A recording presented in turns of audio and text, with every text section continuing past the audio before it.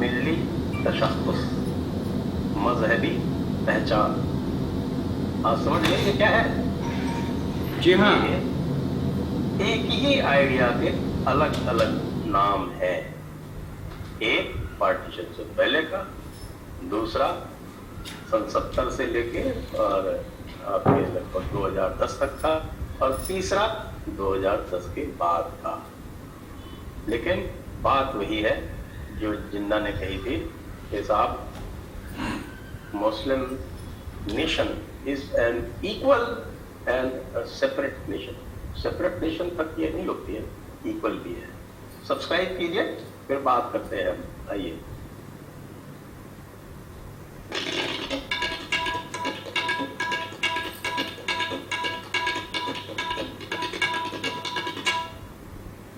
नमस्ते, आप सभी का स्वागत है आज 7 बजे के शो में। और हम आज एक बड़े गंभीर विषय पर चर्चा करने वाले हैं कि हिंदू मुस्लिम संबंधों के आधार क्या हो। आज तक के हिंदू मुस्लिम संबंधों के आधार जो परिभाषित हो रहे हैं वो मुख्यतः जो एक अशराफ वर्ग है और एक वर्ग जो हिंदुओं में है, जो बिना सोचे समझे उस अशराफ वर्ग के साथ क्या कहें उसको क्यों चढ़ाता रहता है, ये एजेंडा सेट करते रहे। लेकिन आज हम कुछ अलग करने जा रहे हैं। हमारे साथ हैं प्रोफेसर भरत गुप्त, जयपुर डायलॉग्स के सभी दर्शकों के लिए जाने पहचाने, और फयाज अहमद फैजी। आप भी लेकिन जो नए लोग जुड़ रहे हैं उनके लिए मैं परिचय करा दूं। प्रोफेसर भरत गुप्त जो है इंग्लिश के प्रोफेसर रहे हैं, आप बहुत अच्छे संगीतज्ञ हैं, और ग्रीस कल्चर और ग्रीस हिस्ट्री से इनका बहुत नजदीकी रिश्ता है, जिसके कारण इनको पूरी की पूरी जो ये अब्राहमी और जो मसीही सभ्यता है तीनों तरह की, उसके बारे में बहुत अच्छी इनकी एक अंतर्दृष्टि है। और फयाज साहब जो है ये पसमानदा महाज के एक्टिविस्ट हैं, और इन्होंने जो है हमारे अशराफ वर्ग में खलबली मचा रखी है। और आप लोगों का स्वागत है। मैं आरंभ करता हूँ प्रोफेसर भरत गुप्त जी से। हमारी जो इस विषय पर जो बातचीत हुई थी उसका संदर्भ जो था वो अभी एक पुस्तक विमोचित हुई थी उसके संदर्भ में था, और हमने कहा था कि ये जो पूरा का पूरा जो डिस्कशन है वो गलत दिशा में जा रहा है, और वो कुछ उसी दिशा में जा रहा है जिस प्रकार से पार्टीशन के पहले चला गया था। इसके लिए मैंने कहा कि बड़ी पुस्तक लिखी थी, उसको देखा जाए, और उसको देखने के बाद पता चला ये तो वही जो पुरानी जो काठी थी वही दोबारा चढ़ाई गई है, जिसका पेटा नीचे से जल चुका है। और इसमें ऐसी ऐसी बातें कही हैं जिसको आप सबको बड़ा आश्चर्य करेंगे। इसमें एक जगह ये भी कहा गया है कि जो भारतीय संस्कृति है वो धर्मनिरपेक्षता, सेक्युलरिज्म के राह में एक बाधा है। तो यहाँ से मैं आपको लेता हूँ भरत जी, आप अपने विचार प्रकट करें कि इन संबंधों का आधार क्या बताया जा रहा है और क्या होना चाहिए। हाँ, सबको नमस्कार, दर्शकों को, संजय जी को और फयाज जी को। मैंने पुस्तक तो नहीं पढ़ी है जिसका जिक्र अभी हुआ और जिसका विमोचन माननीय भागवत जी ने किया, तो उस पुस्तक के विषय में तो मैं गहराई से कुछ नहीं कह सकता। जी हाँ, आप दिखा रहे हैं मीटिंग ऑफ द माइंड्स, तो अब जब तक मैं उसको अच्छी तरह से देख न लूँ तब तक उसके विषय में कुछ कहना मुश्किल है कि वो सही है या गलत है। लेकिन आपने जो बताया उसको सुनकर तो ये लगता है कि शायद इसकी प्रेमिसेस ही गलत है, अगर वो ये सोच रहे हैं कि भारतीय थिंकिंग, हिंदू थिंकिंग या 5000-7000 साल से हमारे इस देश में जो विचार की परंपरा रही है, विमर्श रहा है, अगर ये ऐसा है कि सेक्युलरिज्म के मार्ग में बाधा है, तो मैं तो समझता हूँ कि इस पुस्तक का जो वैचारिक आधार है वो बहुत संशयात्मक है और शायद गलत है। फिर भी मैं प्रयास करूंगा इसको पढ़ने का। लेकिन जब आज का जो टॉपिक रखा गया है कि हिंदू मुस्लिम संबंधों का आधार क्या हो, तो उसके अंदर मैं केवल इस पुस्तक को ही नहीं लूँगा, बल्कि लगभग जिस समय से भारत में मुस्लिम आक्रांताओं का आगमन हुआ और जिस समय तक पाकिस्तान बना और उसके बाद जो आज की स्थिति है, उस सब को एक विहंगम दृष्टि से देखते हुए कुछ बात कहूँगा। तो अब सवाल ये उठता है कि जब दो संप्रदाय या दो धर्म मानने वाले लोग एक दूसरे से कोई रिश्ता बनाना चाहेंगे तो उनको अपनी गलत फहमियाँ दूर करनी होंगी, उनको आपस में समझना होगा। अब ये डायलॉग तो बहुत अच्छी बात है और इसके बिना कोई दूसरा रास्ता भी नहीं है। इतनी बात पर तो सभी एग्री करेंगे, चाहे मोहन भागवत जी हों, चाहे विदेशी हों, यानी आतंकियों के अलावा और जिहादियों के अलावा सभी इस बात पर एक मत होंगे कि संवाद होना चाहिए, बातचीत होनी चाहिए। लेकिन मुश्किल वही आती है कि आप संबंध क्या बनाने के समय अपने मन में एक दूसरे के प्रति धारणाएं क्या रखते हैं। अब मैं बहुत ब्रीफली हिंदुओं के बारे में जो धारणाएं पिछले लगभग 100 वर्षों में या ख़ास तौर से 50 साल में उनके दिमाग में हैं, मैं उनमें से 2-4 विशिष्ट धारणाओं का जिक्र कर दूं और जो मेरी निगाह में एक तरह का सलूशन नहीं है बल्कि रोड़ा है। फिलहाल उनको सलूशन माना गया है। आजकल पिछले कोई 5-1 वर्ष से बहुत सुनने में आ रहा है कि भारतवर्ष में हिंदुओं और मुसलमानों का डीएनए एक है। तो अब ये एक ऐसी चीज़ है कि जैसे कि लोग कहते थे कि साहब हर एक के खून का रंग लाल होता है। तो ये इस तरह की बातें हैं कि जिनका कोई विशेष आधार नहीं होता। ये तो ऐसे ही है कि भाई जैसे हवा चलती है, पानी बहता है, बिजली कड़कती है, तो इसके अतिरिक्त इसमें और कोई बात नहीं है। और फिर ये आउट ऑफ कॉन्टेक्स्ट बात है और ये बात कही गई थी डीएनए की बात। मैं ज़रा 1 मिनट ले रहा हूँ डीएनए पे, क्योंकि इसके बारे में जब से भागवत जी ने बयान दिया है तब से बहुत बड़ी गलतफहमियाँ पैदा हो गई हैं। डीएनए के बारे में जो बात कही गई थी वो थी आर्यन इन्वेजन थ्योरी के कॉन्टेक्स्ट में, क्योंकि आर्यन इन्वेजन थ्योरी का आधार एक समय भाषाई था, लिंग्विस्टिक, कंपैरेटिव लिंग्विस्टिक था, और फिर बाद में उन्होंने जेनेटिक्स बनाया और जेनेटिक्स के आधार पर कहा, कुछ लोगों ने कहा कि नहीं भाई वो डीएनए अलग है, विदेश से जो लोग आए हैं उसके हमको अंश अब इस तरह से वैज्ञानिक विश्लेषण में मिलते हैं। कुछ लोगों ने कहा कि नहीं एक ही है। तो वो बात थी कि आज से जितने भी 1000 साल पहले, उस पर भी मतैक्य नहीं है कि जो आर्य आए वो बाहर के थे या यहाँ के थे। अब ये उस समय और उन लोगों के कॉन्टेक्स्ट की बात है। अब ये तो जहाँ तक इस्लाम के आने वाले लोगों की बात है, उसमें तो कोई चीज़ शक और शुबा की है नहीं।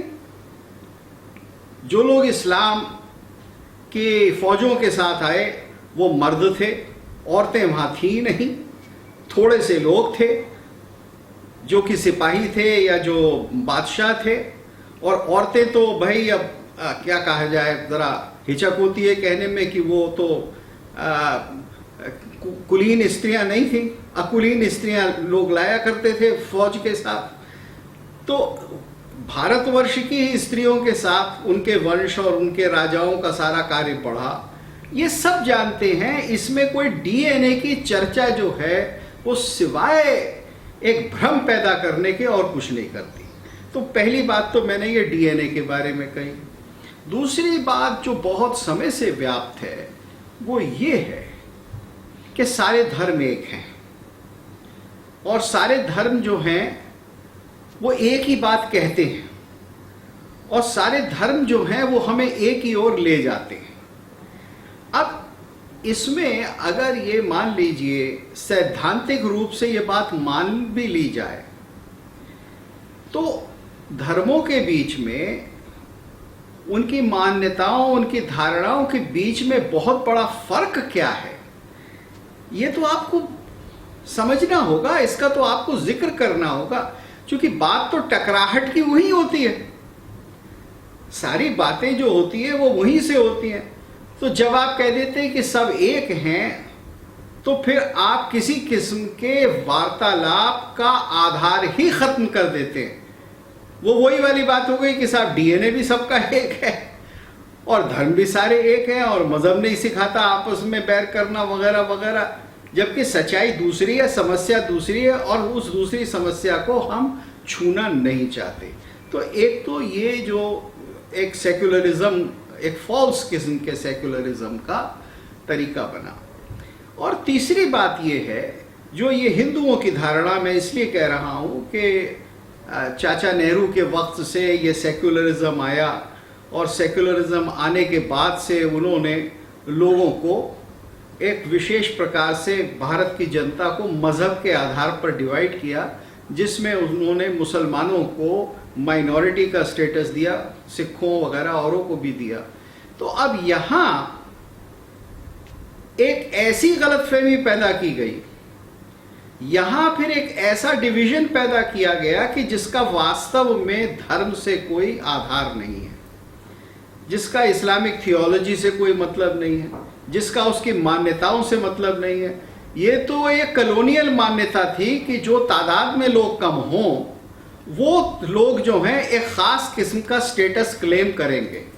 और उसमें भी आप ये देखिए कि वो जो लोग हैं उसके अंदर भी उस जमात को चलाने वाले जो लोग हैं वो और भी कम हैं, वो वास्तव में असली माइनॉरिटीज हैं।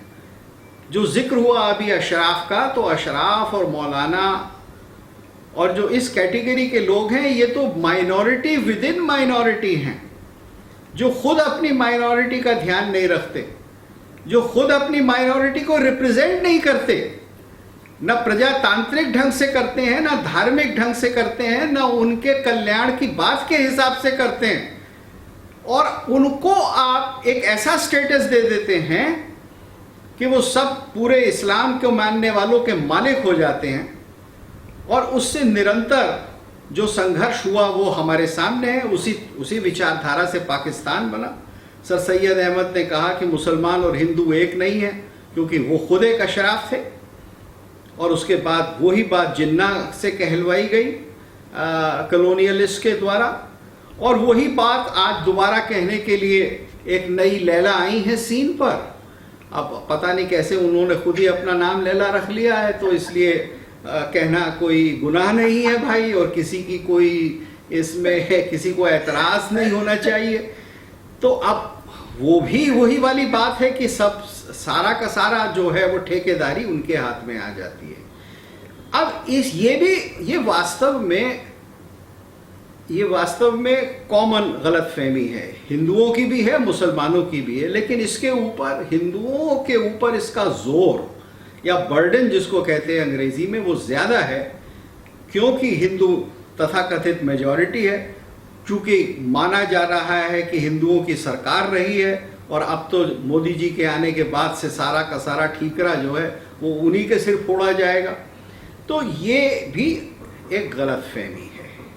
और ये इस किस्म की गलतफहमियां और भी बहुत सारी हैं, जो कि अगर मैं गिनाऊं तो फिर एक बात जरा लंबी और दूसरी तरफ चली जाएगी। अब इसके बरक्स जो बात है इस्लाम की, तो अब ये इस्लाम के अंदर जो गलतफहमियां हैं, वो वास्तव में गलतफहमियां वहीं से शुरू होती हैं कि एक एक्सक्लूसिव क्लास है जो इन गलतफहमियों को बहुत लंबे समय से पाले हुए है और जिनको वो निरंतर बताता जा रहा है। जैसे कि अभी जिक्र हुआ अलीगढ़ के यूनिवर्सिटी के संस्थापक साहब का, तो अब उन्होंने तो साफ लिख दिया कि हमने इतने बरसों राज किया है। तो अब ये इससे जो मानसिकता पैदा होती है कि हमने इतने बरसों राज किया है, तो उस मानसिकता से जो एक प्रकार का अहंकार पैदा होता है वो एक बहुत बड़ी बाधा बन जाती है, और उस बाधा को हम निरंतर देखते हैं। उसका एक थियोलॉजिकल वर्जन बन जाता है, और उसका थियोलॉजिकल वर्जन कभी तो ऐसे बनता है कि भाई इस्लाम ही सच है, बाकी सब जहालिया है, और तरह तरह से उसकी बातें आती हैं। तो जो सारा का सारा इंटरप्रिटेशन है इस्लामिक थियोलॉजी का, वो हाईली एक्सक्लूसिविस्ट हो जाता है, और वो एक ख़ास मौलानाओं के साथ रहता है, और वो धीरे धीरे अपने आप को आज की दुनिया से या 21वीं शताब्दी की दुनिया से या भविष्य से अपने आप को दूर करता जाता है। मैं इसकी तफसीलों में ज़्यादा नहीं जाना चाहता, अक्सर लोग जानते हैं, लेकिन आप ये देखेंगे कि ये गलतफहमियाँ और इस तरह की सोच इस्लाम के, क्या कहूँ, ठेकेदार कहूँ, जो ये अशराफ हैं, ये हिंदुस्तान में ही नहीं है, ये इस समय सारी दुनिया में। और जो एक्सक्लूसिविटी उन्होंने बनाई हुई है अपनी, और वो उसी के कारण धीरे धीरे बिल्कुल इर्रेलेवेंट होते जा रहे हैं, वो हाशिए पर आते जा रहे हैं। वो जहाँ भी हैं दूसरों से मिल नहीं पा रहे, चाहे वो जर्मनी में रह रहे हों, चाहे फ्रांस में रह रहे हों, चाहे इंग्लैंड में, चाहे अमेरिका में, वहाँ वही सारी की सारी मानसिकता आती है। और जैसे जैसे वो और आइसोलेट होते हैं वो और अग्रेसिव होते हैं। तो अब हमने जो ये फिनोमिना देखे हैं अलकायदा के और आइसिस के, ये सब उसी अग्रेशन का है नतीजा। और मैं समझता हूँ कि भारत में भी जो अब एक नए किस्म का लैलावाद आ रहा है, क्यों साहब इसको लैलावाद कहा जा सकता है, जो आ रहा है वो भी वही है ना, वो भी उसी की वो भी वही मानसिकता है कि हम अपने आप को इतना एक्सक्लूसिव, इतना अलग रखेंगे कि एक तो हम अपनी जमात, अपने लोग, अपने मुसलमान लोग, उनसे ही अपने आप को काट लेंगे, और दूसरे हम सबसे सारी दुनिया में अपने आप को एक्सक्लूसिव करेंगे। बस आखिरी एक बात और कहूँगा, वो एक बात ये है, जो एक्सक्लूसिवनेस का ही नतीजा है कि ये एक्सक्लूसिवनेस अननेचुरल है, क्योंकि अधिकांश लोग इस्लाम के इस एक्सक्लूसिवनेस में बंधे रहना नहीं चाहते। ये तो एक विशेष वर्ग है जो कि इसको बांधे हुए है। जिस तरह से आज कम्युनिस्ट पार्टी ऑफ चाइना और उनके जिनपिंग जी को देखकर ये नहीं कहा जा सकता कि ये पूरे चाइना को रिप्रेजेंट करते हैं या ये चाइनीज पॉपुलेशन की एस्पिरेशंस को करते हैं, तो इसी तरह से जो भारतवर्ष में 19वीं शताब्दी से जो एक पूरा क्लास पैदा हुआ और जो आज भी अपने आप को सबसे आगे समझता है और ये सोचता है कि भाई अब हमारे ही हाथ में सारी हुकूमत रहेगी और वो क़यामत तक रहेगी और ऐसे ही रहेगी, मैं समझता हूँ वो जब तक इस कुछ प्राथमिक गलतफहमियों को दोनों तरफ से दूर नहीं किया जाएगा और जो ज़मीनी हकीकत है, इंसानी हकीकत है, जब तक उस पर हम नहीं आएंगे और जब तक हम 21वीं शताब्दी में रहते हुए 22वीं की तरफ अपनी निगाह नहीं करेंगे, अपना तसव्वुर नहीं करेंगे, तब तक असली संवाद नहीं हो सकता। वो जो नारों पे आधारित संवाद जिसमें हम अभी तक फंसे हुए हैं, वो मुझको नहीं लगता कि बहुत दूर तक हमको ले जाएगा। जी जी, तो अब फयाज जी आपसे पूछते हैं ये जो नया लैलावाद है और जिसकी तरफ संकेत किया भरत गुप्त जी ने, और वही वो तकलीद वाली बात जो हम पहले कर चुके हैं, और आपने जो नई लैला आई है अभी मैदान में, उनकी तकरीर भी थोड़ी बहुत सुनी, तो आप इसके बारे में क्या कहना चाहते हैं, जरा हमारे दर्शकों को अवगत कराइए। ये देखिए, मैं सबसे पहले आपका धन्यवाद दूंगा कि बहुत ही महत्वपूर्ण विषय है और इस पे आप जैसे ज्ञानी लोगों के साथ पूरे मंच साझा करने का मौका मिला। देखें, ये जो जैसा कि प्रोफेसर भरत गुप्त जी ने कहा कि डायलॉग सुनने में तो बड़ी अच्छी बात लगती है, लेकिन डायलॉग किन लोगों के साथ हो, कैसे हो, उसका क्राइटेरिया क्या है, ये हमें इसको भी देखना होगा और किन लोगों के साथ हम डायलॉग करते हैं। देखिए, जब आप कहते हैं कि डीएनए एक है या मुस्लिम हिंदू सब एक है, और मैं भागवत जी को सुन भी रहा था, वो कह रहे थे कि हमारे नजर में सारे हिंदू हैं जो इस भारत में पैदा हुए हैं और जो जिसको इस राष्ट्र से मोहब्बत है, वो सब हिंदू हैं, भले ही वो अपने को भारतीय कह लें। हिंदू में बड़ा बहुत ही खुले दिल से उनका स्पीच था। लेकिन देखिए, थोड़ा सा इतिहास भूगोल हमें देखना पड़ेगा कि जिन लोगों से हम बात कर रहे हैं, एक तो मुस्लिम समाज को एक यूनिटी नहीं है, या देसी विदेशी का स्पष्ट विभेद। देसी मुसलमान है जो गाय के गोबर के बने उपले पे जो लिट्टी या बाटी बनता है उसको खा लेता है, अशराफ नहीं खाता है, क्योंकि वो उसके लिए वो उपले जो है गंदी चीज होती है। मेरी दादी मैंने देखा अपने बचपन में, वो गोबर से हमारे यहाँ घर लिपा जाता था, गाय के गोबर। तो ये जो कल्चर वाले हैं भारतीय कालांतर में किन्हीं कारणों से ये मुस्लिम होते हैं, लेकिन जो इनके अंदर देसीपना है और अशराफ हमेशा पसमानदा, जिसको हम आज कहते हैं, जो देशज मुसलमान है, जिसको भारतीय मुसलमान कहते हैं, अशराफ इस बात का ताना भी हमें देता है कि ये सब हिंदुआना रस्म है, ये सब हिंदुओं की तरह तुम लोग करते हो, हिंदुओं की तरह बोलते हो। उर्दू का तलफ़ुज़ हमारा कभी नहीं अच्छा होता है, चाहे वो बंगाल का पसमानदा हो, चाहे यूपी का पसमानदा भोजपुरी बोलता है, अवधी बोलता है, और तमिलनाडु का पसमानदा जो है तमिल बोलता है, वो अच्छी उर्दू नहीं बोल पाता है। तो उसके लिए भी हमें बड़ा ही लालच करते हैं कि तुम्हारा तलफ़ुज़ ठीक नहीं है, तुम। हालांकि भरत गुप्त जी बहुत अच्छा उर्दू बोल रहे थे, मुझे बड़ा अच्छा लग रहा था सुनते हुए आपको। और संजय दीक्षित साहब तो बहुत अच्छा तलफ़ुज़ है इनका, अच्छा बोलते हैं। तो आपको ये देखना होगा कि ये जो फर्क है देसी विदेशी का, उसको देखना होगा। अब डीएनए की बात नहीं करता, लेकिन जो हिंदू हैं और जो पसमानदा इस देश के, जो देशज मुसलमान हैं, उनका रूट तो कम से कम एक है, क्योंकि अपने सभ्यता संस्कृति से जुड़ा हुआ। अशराफ वहां आया, अशराफ ने एक औरत रेप किया। देखिए, आपने सर सैयद का नाम लिया, सर सैयद एकदम स्पष्ट है इस बात में कि मुसलमान कौन है। वो खुद कहते हैं कि मुसलमान वो है जिसके खून से इब्राहिम के खून की बू आए। जी, आप इस बात को समझ रहे हैं। अब जो देशज पसमानदा है, जो भारतीय मुसलमान है, उसके खून से तो शंकर के, गणेश की खून की बू आएगी ना, इब्राहिम की बू कहां से आएगी? आप समझ रहे इस बात को? और इसीलिए उन्होंने असबाब बगावत हिंद में हर जगह मेरे शेख भाई, मेरे सैयद भाई, मेरे पठान भाई लिखा है। और जब भारतीय मुसलमानों का जिक्र आता है तो बज़ात कहते हैं, उनकी जातियों के नाम लेके, जो पेशागत थे, बुनकर थे या धुनकर थे, या जो भी इस तरह उससे जुलाए और इस तरह के नाम से डिरोगेटरी शब्दों से वो करते हैं। तो जो एक है, आप एक तरफ तो हमें हिंदू भी कहते हो, फिर हमें अशराफ के सामने ऐसे चारा बना के फेंक भी देते हो, हमारा रेडिकलाइजेशन करता है तबलीगी जमात और इस तरह की सारे संगठन। आप देखेंगे पसमानदा ज्यादा मुखर होकर हिंदुओं के खिलाफ और भारतीय सभ्यता संस्कृति के खिलाफ बात करता है।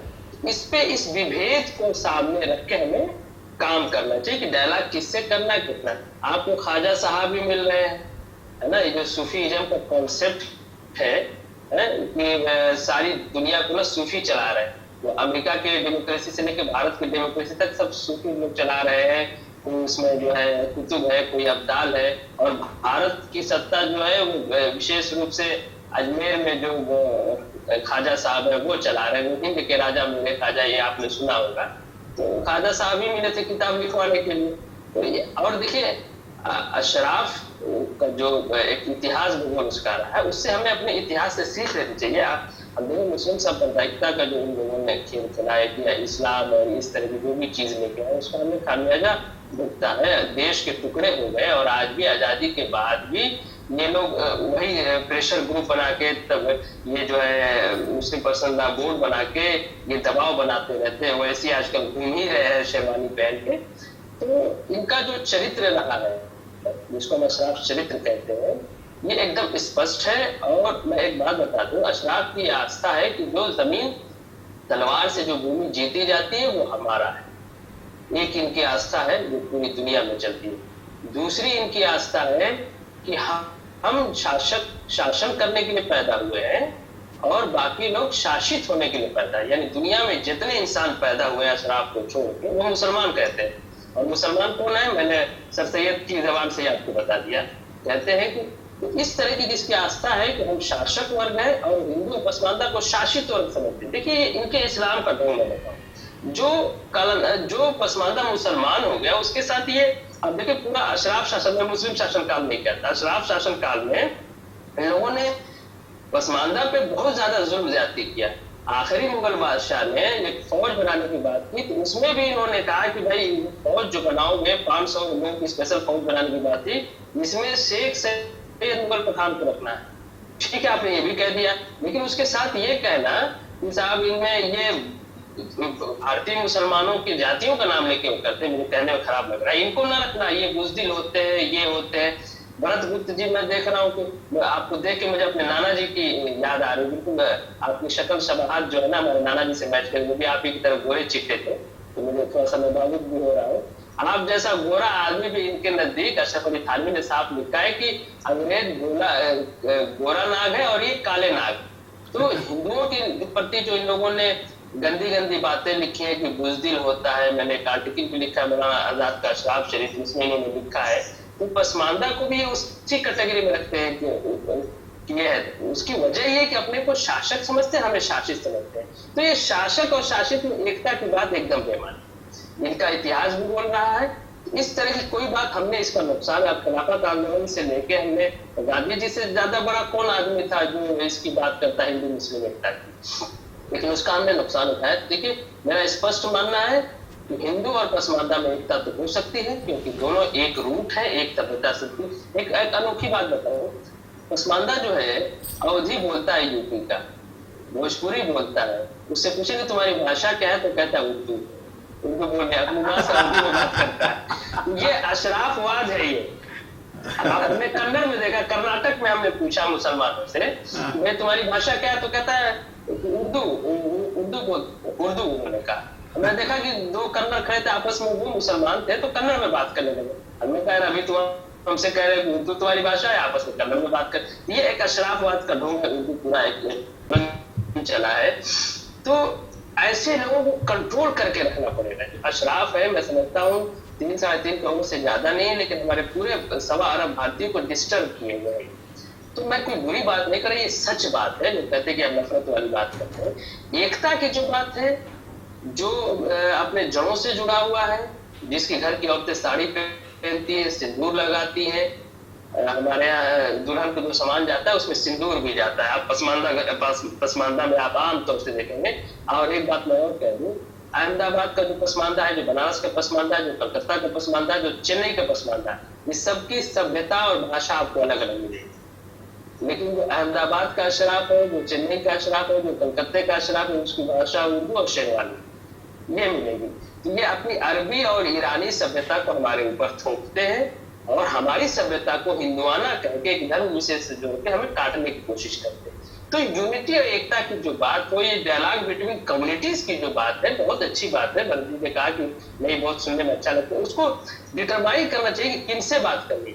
आपने सारे अशराफ से बात किया, ठीक है, वो बात बहुत पहले से बात करें, उन्होंने पाकिस्तान भी ले लिया, तो अभी भी इंडिया में उनको कश्मीर भी चाहिए और मंत्रालय भी चाहिए, मंत्री भी बने हुए, चाहे भाजपा का शासन हो, चाहे कांग्रेस का शासन हो, चाहे समाजवादी पार्टी का मंत्री भी बन जाते हैं। वो तो वो शासक वर्ग है, वो जानते हैं कि शासन सत्ता में कैसे रहना चाहिए। अभी मैं एक पिछला डायलॉग में संजय जी की वार्ता उनके साथ, शरद जी के साथ सुन रहा था, तो वो कह रहे थे सैयद के बारे में कह रहे थे कि वो साफ कह रहे थे कि भाई हम तो शासन करने के लिए पैदा हुए हैं, तुम लोग अपना खाओ कमाओ, शासन तो सिर्फ मुसलमान ही कर सकता है। और जब ये मुसलमान कहते हैं तो अशराफ होता है इसका मतलब।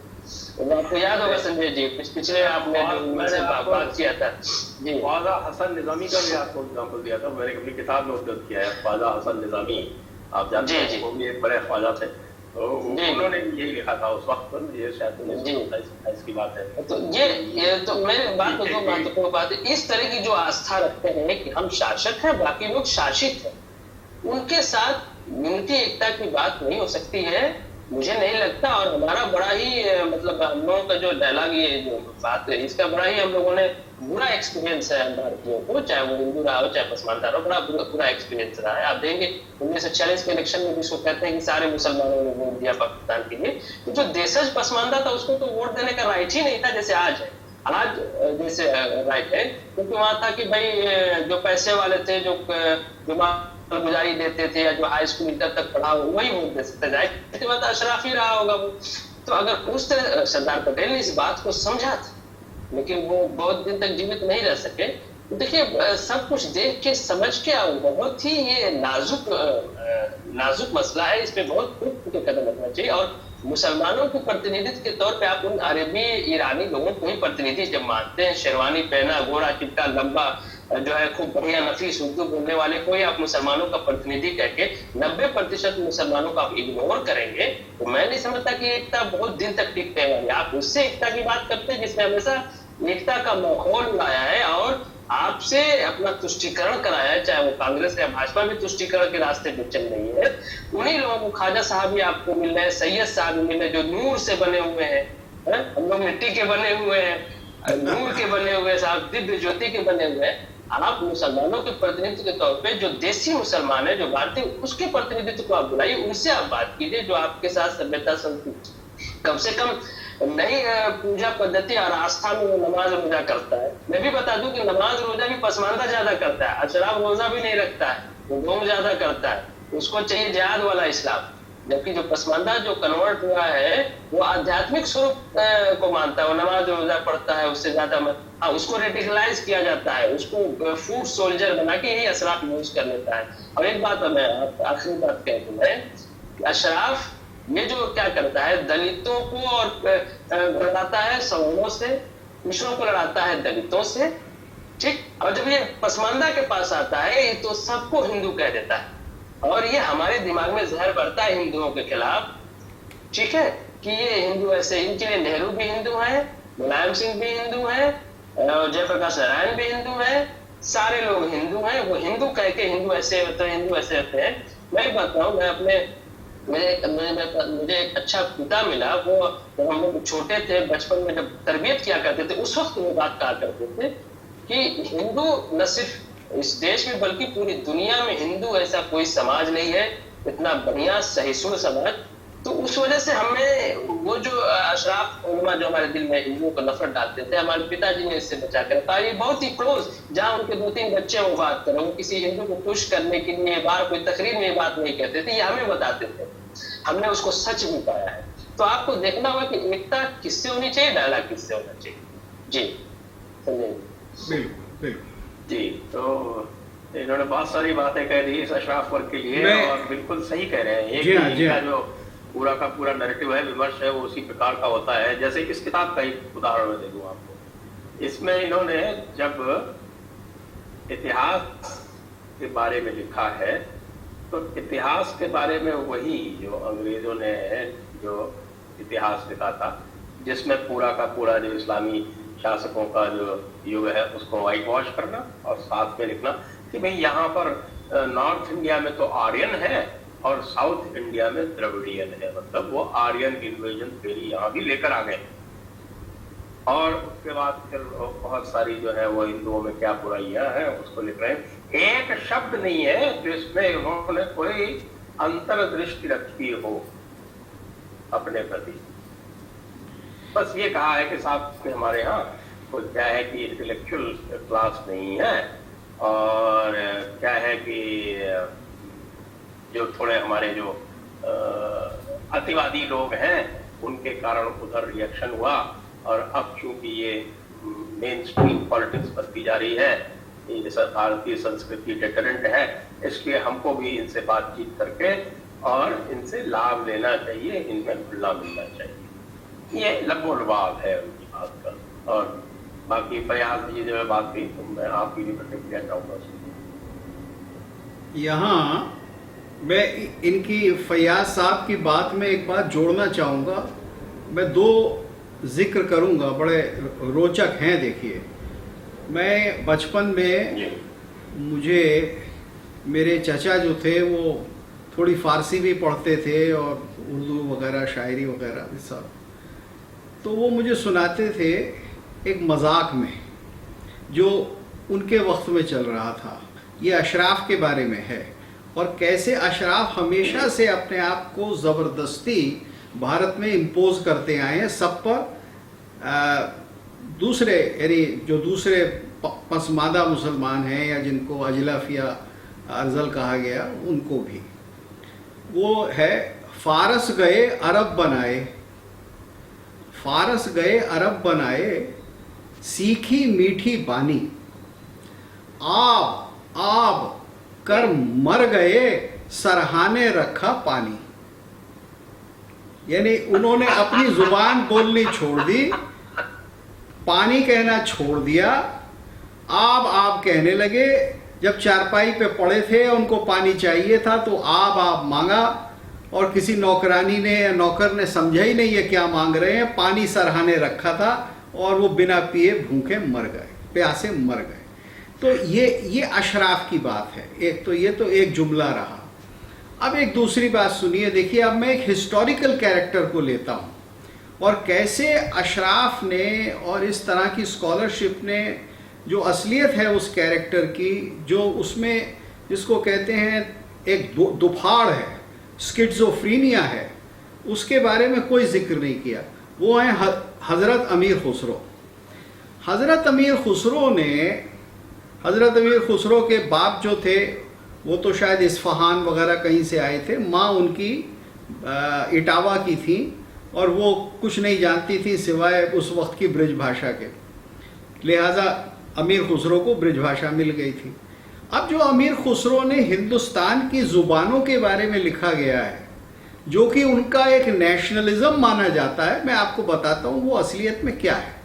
वो एक अपॉलजी है जो उन्होंने अपने वक्त के अमीर और उमराओं के सामने रखी थी कि देखो ये भी जो मुल्क है जहाँ अब हम रह रहे हैं, यहाँ भी कुछ अच्छी ज़ुबानें हैं, यहाँ भी कुछ अच्छी चीज़ें हैं, यहाँ भी कुछ थोड़ी बहुत मौसीकी है और बहुत सारी अच्छी चीज़ें हैं। तो वो एक अपॉलजी लिखी थी जिसको आज हम नेशनलिज्म कह रहे हैं। क्यों? क्योंकि वो जितने लोग थे जो अमीर उमराव थे उस वक्त के तुर्की, वो अमीर खुसरो को पूरी तरह से एरिस्टोक्रेट नहीं मानते थे, वो ब्लू ब्लडेड नहीं मानते थे, वो उनको पसमानदा ही मानते थे। तो वास्तव में अमीर खुसरो जो थे वो पसमानदा थे। मतलब अगर आप उनको और पूरी तरह से पढ़ें और आप ये देखें तो आपको पता लगेगा कि वो पसमानदा थे, लेकिन चूंकि वो बहुत ज़हीन थे और अपने वक्त के एक बहुत अच्छे शायर और अदीब वगैरह सब हो गए थे, तो लिहाजा वो अशराफ के बीच में रहते थे और उनको जीने के लिए निज़ामुद्दीन औलिया से भी हमेशा मदद लेनी पड़ती थी। तो ये जो संघर्ष रहा है अशराफ के बीच में और भारतीय मुसलमान या कन्वर्टेड मुसलमान के बीच में, ये उनकी पर्सनैलिटी में पूरा नज़र आता है। इसके ऊपर जब खुलकर रिसर्च होगी तब पता लगेगा। अभी तो उनको बहुत बड़ा क्या कहते हैं एक ग्लैमरस फिगर बना दिया गया है अशराफ संस्कृति का, अमीर खुसरो को। इज़ाब उन्होंने तबले की ईजाद की, उन्होंने सितार की ईजाद की, उन्होंने ये किया, उन्होंने वो किया, जिसका कोई आधार नहीं है। तो यानी ना उनके अपने ग्रंथों में कोई आधार है। तो ये जो पूरा का पूरा ज़बरदस्ती इतिहास को तोड़ मरोड़ कर उसका अशराफीकरण करना है ये बहुत पहले से चल रहा है, ये स्ट्रगल बहुत पहले से चल रही है और मैं समझता हूँ अब वक्त आ गया है कि इस स्ट्रगल को ख़त्म किया जाए। और जैसा कि फैयाज कह रहे हैं कि जो मेजॉरिटी मुस्लिम है उससे बात की जाए, यानी पसमानदा मुसलमान से बात की जाए।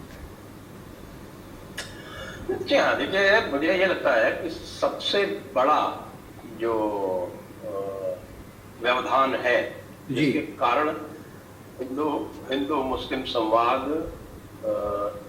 एक अच्छे वातावरण में नहीं हो सकता, इसलिए है कि वो अशराफ का हिंदू जीनोसाइड डिनायल।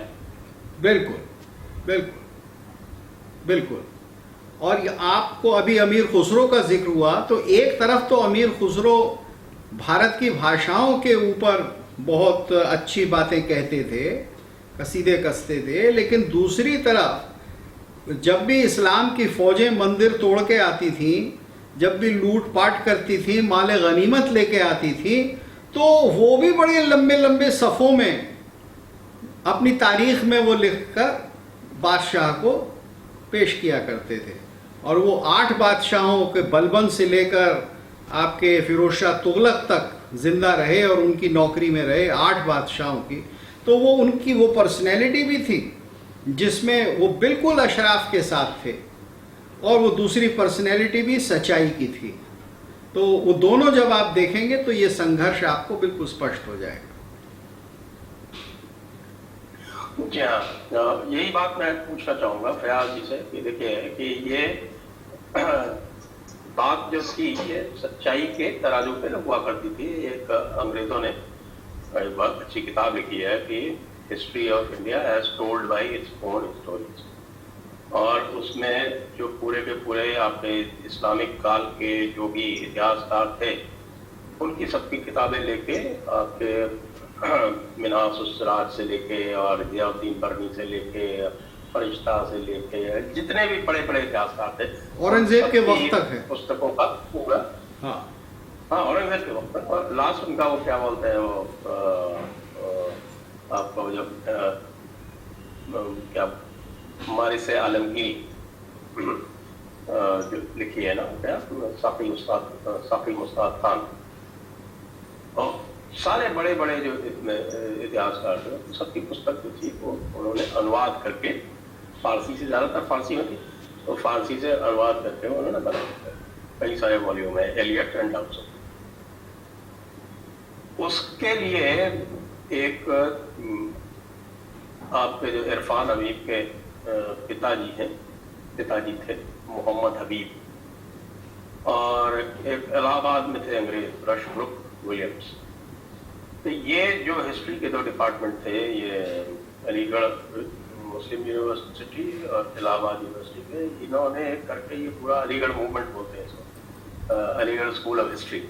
इस अलीगढ़ स्कूल ऑफ हिस्ट्री ने इस पूरे इतिहास को वाइट वॉश करने का काम, और उसमें है उसका मुख्य यही था कि इसको जो है आप इकोनॉमिक थ्योरी के रूप में दिखाओ, एक्सप्लॉइटेड बिल्कुल कम्युनिस्ट स्टाइल में इसको लेके आओ, और जो इतिहास है संहार का, मंदिरों को तोड़ने का, लोगों के जबरदस्ती कन्वर्शन का, इसको सबको जो है वो इस पे डाल के और इसको व्हाइट वॉश करो, लिपापोती करो, इसको लिपापोती। ये लिपापोती लगातार चलती है, लेकिन ना जो हिंदुओं का जो इतिहास बोध है वो तो कहीं जाएगा नहीं। तो ये जो है कॉन्ट्रडिक्शन है, इसके कारण, और ये जो अशराफ वाद जो है ये इसको स्वीकार नहीं करता। इनकी किताब में भी इसका कहीं कोई उल्लेख नहीं है कि ये एक बड़ी समस्या है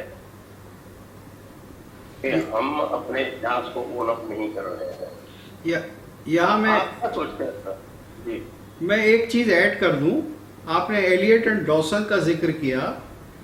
एलियट एंड डॉसन से भी कहीं ज्यादा माने रखने वाले 10 वॉल्यूम में उन्हीं हिस्ट्रीज को हिंदी में ट्रांसलेट किया गया है और देवनागरी में छपाया गया है। आदि तुर्क कालीन भारत से लेकर औरंगजेब कालीन भारत तक, और अलीगढ़ के ही एक बहुत अच्छे हिस्टोरियन थे अतहर अब्बास रिजवी, जो बाद में ऑस्ट्रेलिया चले गए थे, और उनके साहबजादे अभी भी ऑस्ट्रेलिया में रिटायर हुए हैं। तो उन्होंने 10 वॉल्यूम में वो सब हिंदी में ट्रांसलेट किया है, बड़ी बहुत अच्छी रीजनेबल पढ़ने लायक हिंदी है, और मैंने वो 10 वॉल्यूम पढ़े हैं, पूरे के पूरे 10 वॉल्यूम। उसको अलीगढ़ से छपने के बाद 1-2 बार रीप्रिंट होने के बाद अब आज की तारीख में गायब कर दिया गया। अगर आप अलीगढ़ यूनिवर्सिटी जाकर कहें कि वो किताब हमें मुहैया कराइए, तो वो कहते हैं साहब अब तो वो छपी ही नहीं। बहुत से लोग तो कहेंगे वो किताब ऐसी तो कोई यहाँ से थी ही नहीं। तो ये वही साजिश है कि आप इतिहास को पूरा का पूरा डिनाई करते हैं। आप उसमें जो अच्छा और बुरा है दोनों को नहीं देखना चाहते, आप डिनायल और डिस्टॉर्शन में बिलीव करते हैं। और ये चीज़ मैं बहुत पहले समझ गया था जब मुझे अपने कॉलेज के दिनों में यह पढ़ाया गया कि गजनवी ने तो सोमनाथ का मंदिर इसलिए लूटा कि भाई क्या करता, बेचारा बड़ा गरीब था, उसे पैसों की ज़रूरत थी। तो हमारे हिस्ट्री के प्रोफेसर ने जब हमें यह बताया कि साहब क्या करें, मजबूर थे, उनको बड़ी दूर आना पड़ा, लेकिन it was political, it was not religious. और आज भी रोमिला थापर जैसे लोग और जो ईटन जैसे, रिचर्ड ईटन जैसे लोग जो यूनिवर्सिटी ऑफ एरिजोना में प्रोफेसर हैं हिस्ट्री के, इंडियन मेडिवल हिस्ट्री के, वो बिल्कुल यही बात कहते हैं कि this is political, this is not cultural, this is not religious. तो अब इस पाखंड को पूरी तरह से ध्वस्त करके हमें ये देखना चाहिए कि रियलिटी क्या रही है। ये ऑपरेशन अशराफ का, रूलिंग क्लास का, मुसलमान के ऊपर रहा है, हिंदू के ऊपर रहा है, और ये एक बहुत ही जिसको कहा जाए कि खून से रंगी हुई किताब है, जिसको अब हमें समझना चाहिए। जी फयाज जी,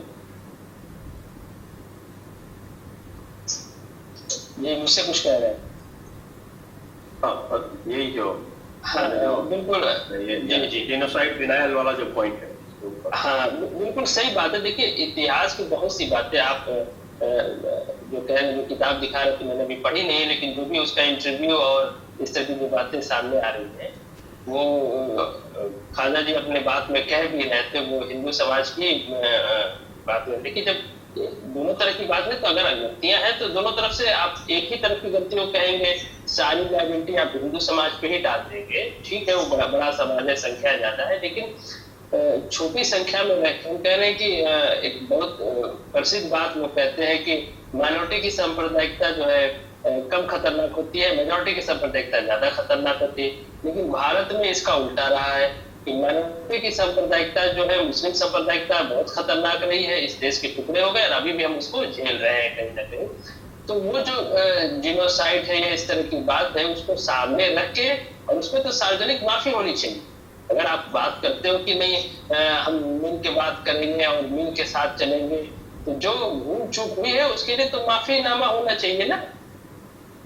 तो इसमें कौन सी बात? अगर आपको लगता है कि हमने गलती किया है और चलिए हम भाई भाई हैं, हम आगे बढ़ेंगे, तो हमसे जो गलती है उसके लिए हम क्षमा मांग लें, आपसे जो गलती है आप क्षमा मांग लें, बिल्कुल बिल्कुल, तब तो बात बनेगी। हमने देखिए हमने इस पे स्पष्ट बात की कि आप अशराफ से अगर बात करेंगे तो वो आपको एक्सप्लॉइट करता है, यूज करता है, वो शासक में जानता है कि भारतीयों पे कैसे हुकूमत की जाती है। पाकिस्तान भी ले लिया है, उसके बाद भी आप देखिए बड़ी विडंबना है देश के अंदर, उसको आपने पाकिस्तान भी दे दिया और भी न जाने क्या क्या देना चाह रहे हैं आप, मंत्रालय भी उसी को दे रहे हैं, उन्हीं को सब कुछ दे रहे हैं। अब देश पसमानदा है वो बेचारा हाशिम पड़ा हुआ है। आप मुस्लिम मंच बनाते हैं मुस्लिम लीग की तरफ, तो उसमें भी सारे सैयद साहब, खाजा साहब लोग के बने लोग हैं।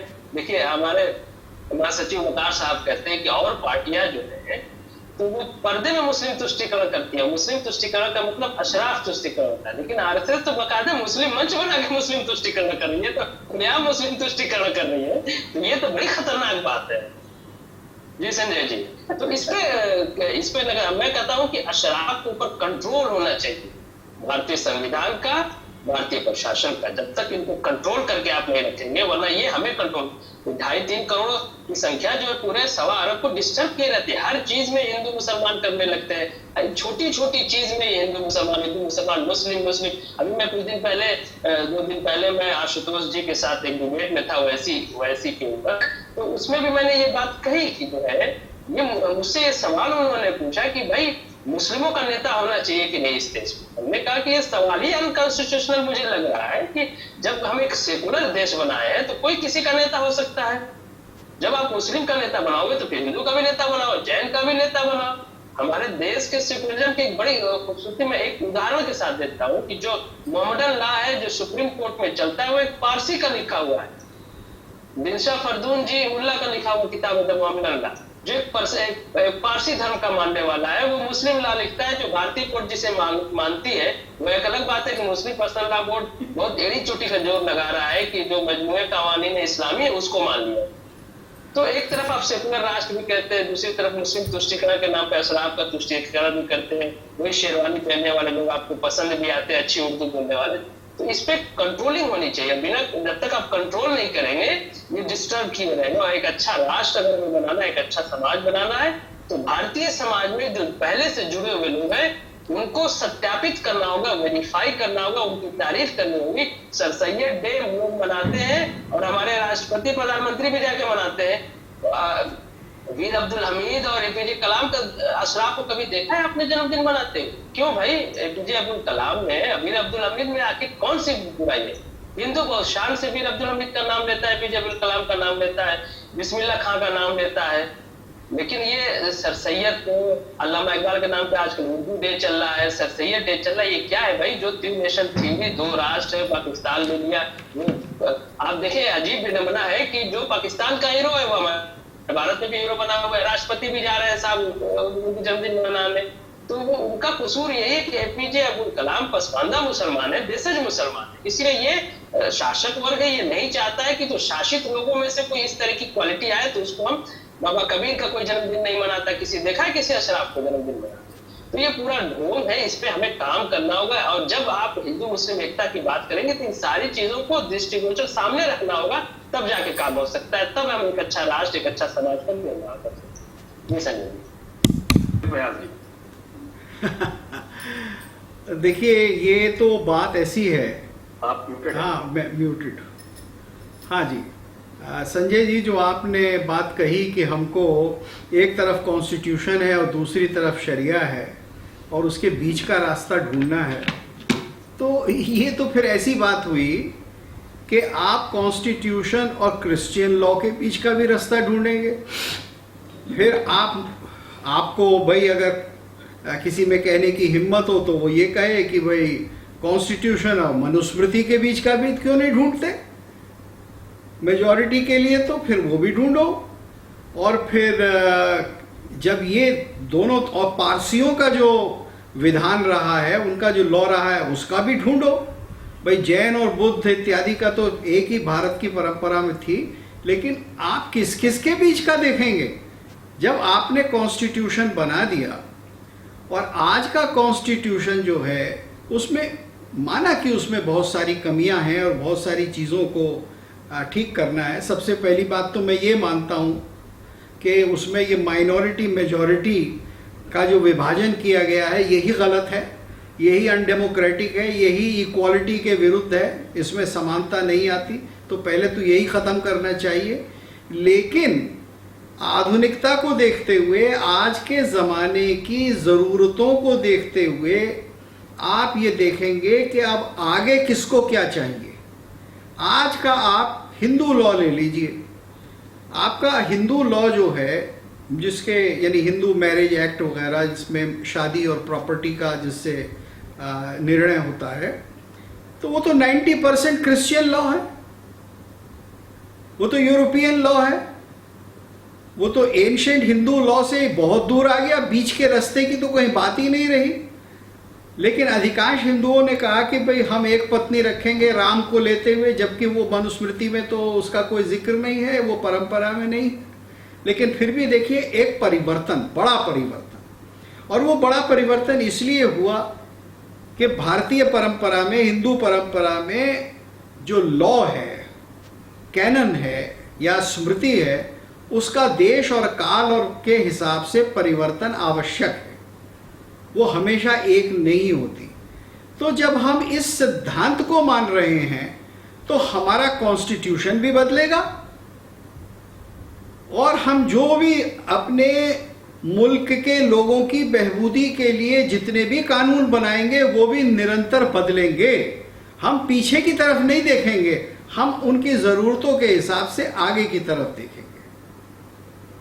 अब जैसे मैं एक उदाहरण लेता हूं कि अभी ये जो कानून बना है कन्वर्जन से पहले शादी के बारे में, कि अगर लोभ और लालच से शादी कराई जाती है तो वो पनिशमेंट उसके लिए होना चाहिए। मैंने तो बड़े खुलकर ये सुझाव दिया था कि कोई भी शादी भारतवर्ष में हो, हिंदू और मुसलमान या हिंदू और किसी दूसरे संप्रदाय के बीच में, तो वो स्पेशल मैरिज एक्ट में होनी चाहिए। भाई आप मोहब्बत करते हैं, शादी करते हैं, बहुत अच्छी बात है, लेकिन उसको प्रूव करने के लिए आप ये क्यों कहते हैं कि भाई तुमको तो निकाह करना पड़ेगा या तुमको तो मेरे मजहब में आना पड़ेगा। आप तो स्पेशल मैरिज एक्ट जो कि बना बनाया है भारत के अंदर, जिसमें कुछ आपको नया बनाने की ज़रूरत नहीं है, आप उसमें शादी करिए। तो ये मैंने एक उदाहरण दिया, इस तरह के बहुत हो सकते हैं। तो ये बात कि कॉन्स्टिट्यूशन और शरिया के बीच में, ये तो किसी न किसी तरह से नाजायज़ तरीके से शरिया के कुछ फ़ायदे अशराफ को ही लेने हैं, क्योंकि ये शरिया लॉ भी भारतवर्ष के अंदर, जैसा कि आप संजय जी इस बात को कई बार चिन्हित कर चुके हैं, पॉइंट आउट कर चुके हैं, ये तो व्यवहार में ही 50 साल से आ रहा है। इससे पहले तो अधिकांश मुसलमान जो थे, वो जो लोकल लॉ हुआ करता था, कस्टमरी लॉ हुआ करता था, उसको एक्सेप्ट करके अपनी शादी विवाह और इस तरह के प्रॉपर्टी के बंटवारे किया करते थे। तो ये तो पहले ही आपने ज़बरदस्ती अशराफी लॉ के आधार पर मुस्लिम पर्सनल एक्ट बना दिया। और जो नेहरू जी का सबसे बड़ा फेलियर था वो यही था कि उन्होंने हिंदू लॉ को तो आधुनिक बनाया, लेकिन मुस्लिम लॉ के लिए वो पीछे हट गए। जबकि बहुत से लोगों ने कॉन्स्टिट्यूशनल असेंबली में ये डिमांड करी, लेकिन फिर भी वो इसके बारे में कुछ नहीं कर पाए। और मैं समझता हूँ वो इसलिए नहीं कर पाए कि वो दिल से नहीं करना चाहते थे। मेरा अंदाज़ा ये है, सच है या झूठ है वो बात अलग है, लेकिन मेरे ख्याल से वो चाहते ही नहीं थे।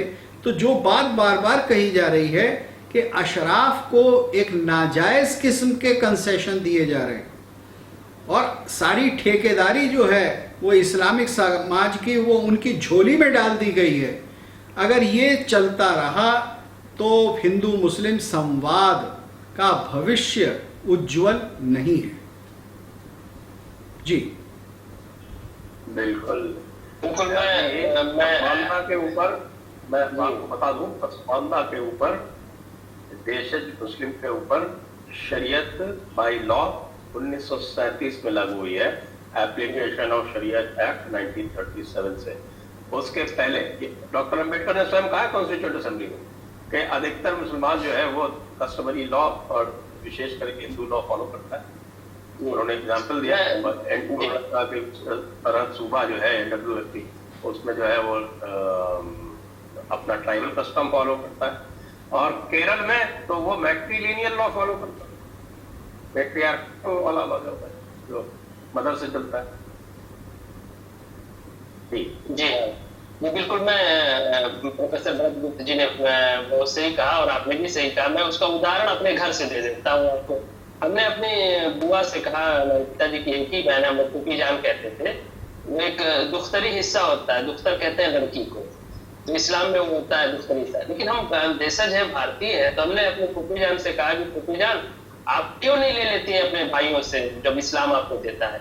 तो बिल्कुल आग बंगूला हुए कह रहे, उन्होंने हमको अपना कह रहे तोबा ये दिन वो हमारे फूफा जी IAS है, वो भी दुनिया में नहीं है, फूफी जान हमारे फूफा दोनों गुजर गए, अभी कोविड में फूफा जी हमारे गुजरे हैं।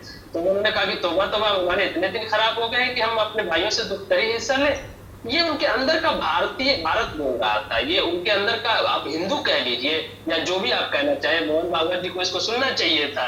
वो हमारी बुआ ने जो बात कही थी, उन्होंने कहा कि नहीं तो वो उसको पाप लग रहा था कि संपत्ति में, देखिए वो सही है कि नहीं, अब तो संपत्ति में हिंदू औरतों को भी अधिकार मिल गया, लेकिन हमारा पुराना जो याज्ञवल्क्य का मनुस्मृति का था, जो भारतीय समाज का था, कि संपत्ति में अधिकार नहीं था। और खासतौर से जो खेत की जो जमीनें थी वो लड़कियों को नहीं दी जाती थी। तो उन्होंने भी कहा कि हम आज भी अधिकार मिलने के बाद भी महिलाएं लड़कियां नहीं लेती हैं, उनको बड़ा पाप लगता है। तो हमारी फूफी ने कहा कि नहीं हमें इसकी कोई आवश्यकता नहीं। और हमारे समाज में, पसमानदा समाज में, जो दुख्तरी हिस्सा ले लेता है, जो लड़की अपना ले लेती है, समाज उसको बड़ा खराब समझता है। अरे ये इतना अपने भाइयों से इसने हिस्सा ले लिया, जबकि इस्लाम उसकी आज्ञा दे रहा है। लेकिन हम बता रहे हैं कि हम अपनी सभ्यता संस्कृति जो है, आपने कस्टमरी लॉ वाली बात कही, सही किया। और शादी ब्याह भी जो हमारे यहाँ होती है, सिर्फ निकाह का खुतबा छोड़ दिए तो सारा कस्टम जो है, सारा हल्दी जो है और वो चोटी गूंथना जो है और वो मसाले की पुड़िया बनाना जो है और वो डाला जो जाता है, सिंदूर जो जाता है और चोटी का जो आइटम है, वो जगह जगह यानी उस क्षेत्र विशेष के कस्टम के हिसाब से होता है। तो पसमानदा में आमतौर से आप देखेंगे बिल्कुल सच बोल रहे हैं। तो रिफॉर्म सिविल कोर्ट में हम लोगों ने एक बार बात भी किया था अशराफ कानून के संजय जी के साथ, और मैं धन्यवाद दूंगा जयपुर डायलॉग का संजय जी का कि जब से आपने पसमानदा अशराफ पे बात करना शुरू किया, इसका रिजल्ट भी दिखने लगा है। उत्तर प्रदेश के माननीय मुख्यमंत्री योगी आदित्यनाथ जी ने जो अल्पसंख्यक आयोग बनाया है, उसमें एक पसमानदा को चेयरपर्सन बनाया है। और मैं समझता हूँ कि ये जयपुर डायलॉग की देन है कि हम लोगों ने इतने जोर से उसमें बात किया था कि वो अमल में आया। मैं समझता हूँ कि योगी आदित्यनाथ जिस हिसाब से काम कर रहे हैं, वो एक राष्ट्रीय स्तर पे एक बड़ा नेता बन के उभर रहे हैं। अब तक उनकी जो एकता, एक योगी की जो भूमिका से वो एक लीडर की भूमिका में बड़ी तेजी के साथ आ रहे हैं। जी संजय जी, आप सही कह रहे हैं। ये एक अच्छा समाचार आया उत्तर प्रदेश से, किसी पसमानदा को, भाईजान को छोड़ के नॉन भाईजान को किसी को अध्यक्ष बनाया गया। चलिए इसी पॉइंट पे हम दर्शकों के साथ चलते हैं। दर्शकों से अनुरोध है हमारा कि इस वीडियो को कृपया लाइक करें, शेयर करें, चैनल सब्सक्राइब करें, बेल आइकॉन अवश्य दबाएं और हमारे चैनल को सहयोग भी करते रहें, जिससे हमारा उत्साह बना रहे। और इसका ये डिस्क्रिप्शन है, यहाँ पर ये लिंक दिए हुए हैं और डिस्क्रिप्शन में भी लिंक दिए हुए हैं। प्रश्न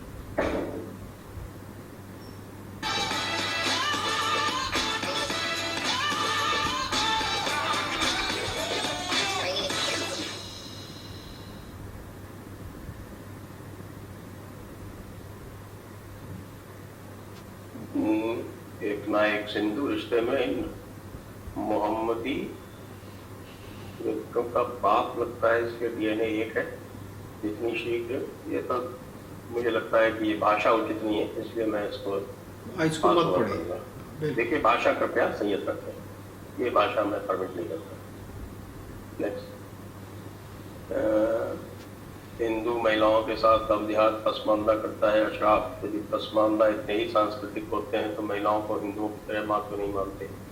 आप हिंदुओं के शत्रुबोध को पानी कर रहे हैं। ये लीजिए साहब, ये तो जयपुर डायलॉग्स के ऊपर आक्षेप हो गया। क्या चीज का उत्तर है?